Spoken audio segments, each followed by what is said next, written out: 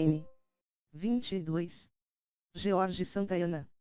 16 de dezembro de 1863 – 26 de setembro de 1952. O primeiro filósofo hispano-americano, um naturalista e pragmático que acreditava que os seres humanos são animais em um mundo material, capazes, no entanto, de criar graça e beleza.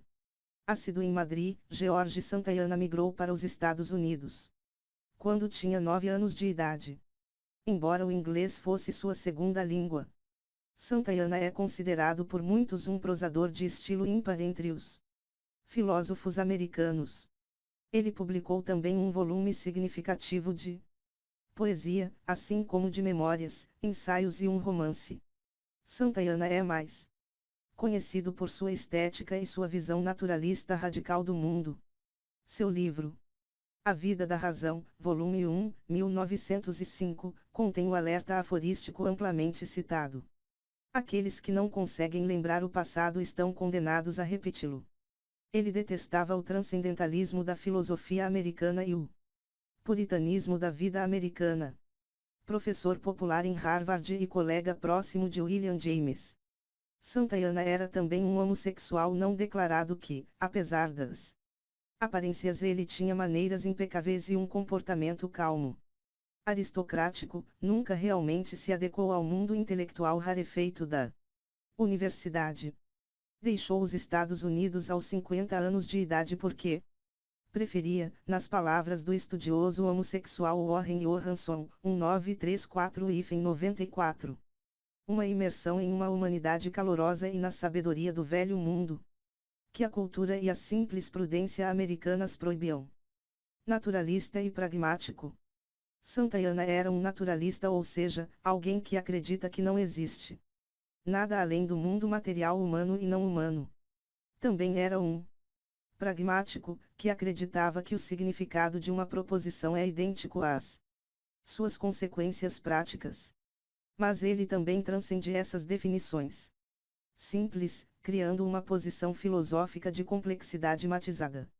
Santayana rejeitava o idealismo de Friedrich Hegel e outros criadores de sistemas, e, em A Vida da Razão, 5 vols, 1905-6, ele anunciou um novo começo para a filosofia, defendendo que sua função não é construir, mas somente interpretar uma visão que não pareceria estranha se viesse do estruturalista / pós-estruturalista Roland Barthes.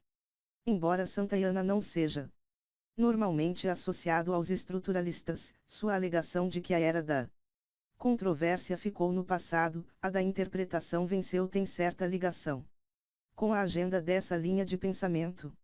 Mas o propósito definitivo de Santayana é pragmático, o objetivo da filosofia é um domínio gradual da experiência por meio da razão.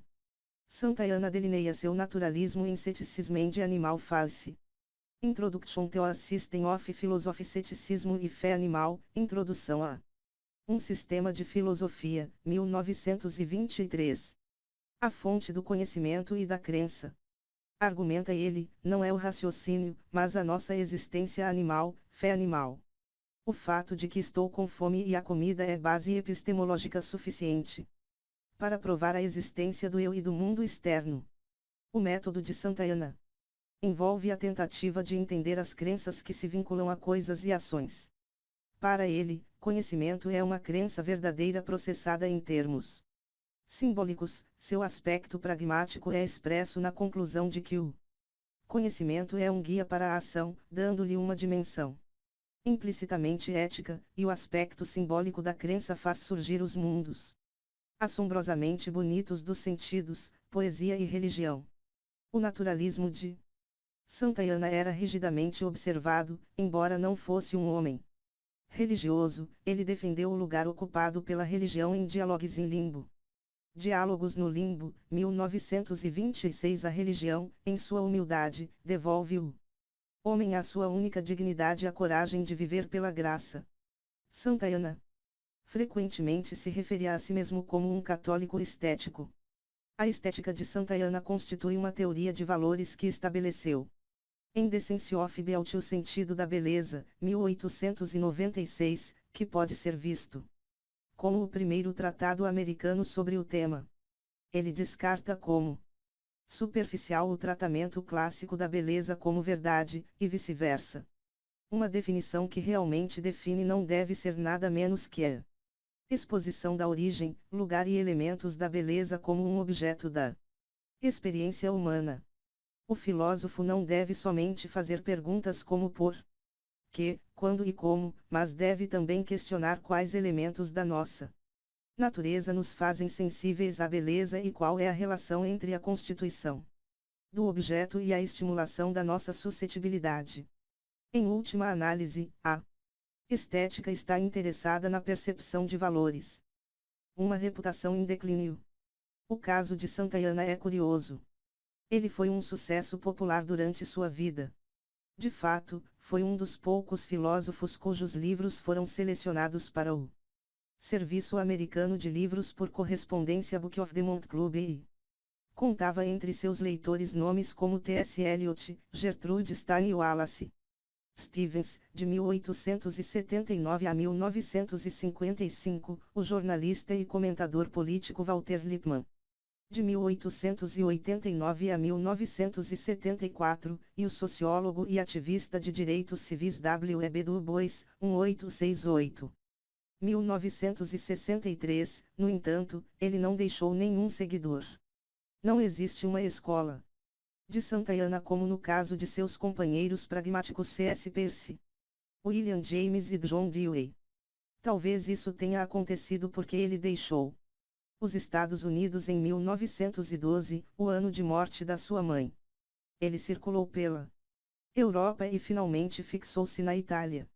Acreditou erroneamente que o fascismo de Mussolini seria a solução mais adequada para o caos político desse país.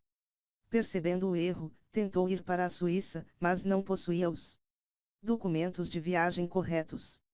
Morreu em um convento de Roma, onde recebeu cuidados de freiras ao longo de seus últimos 11 anos de vida. Isto não sugere uma conversão ao cristianismo. Na Itália, era comum freiras cuidarem dos mais velhos. Seu último desejo foi ser enterrado em solo não consagrado. Grande parte do trabalho de mais qualidade de Santayana foi escrita após sua demissão de Harvard.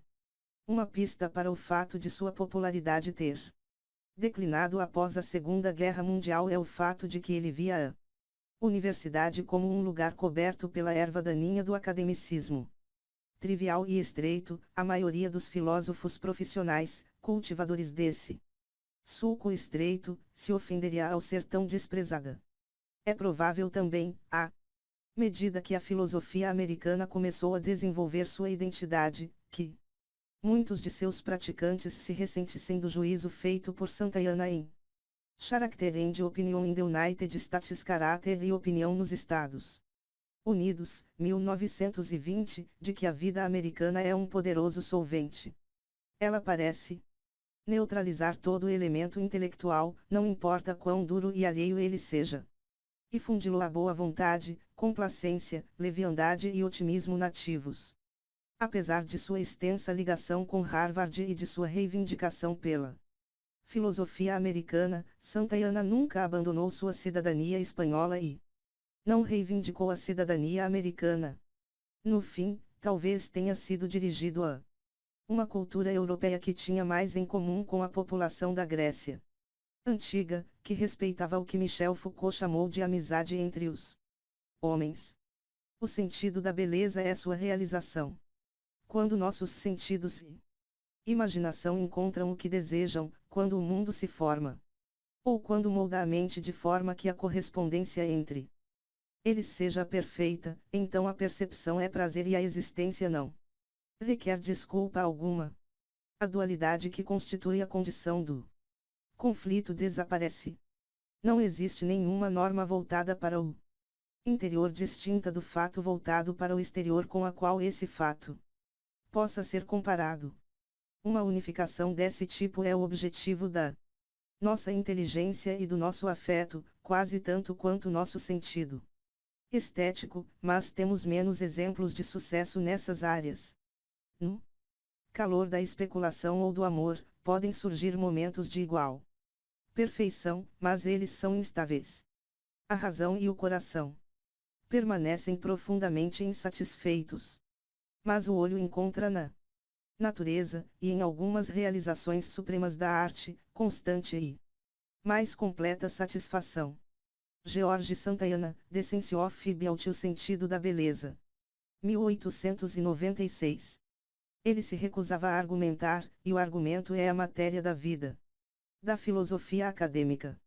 Santayana considerava a maior parte da filosofia convencional circular e tautológica, provando somente o que se propunha a provar e tendo pouca relação com o que importava. John M. C. Cormick, George Santayana, A Biography. George Santayana, Uma Biografia, 1987.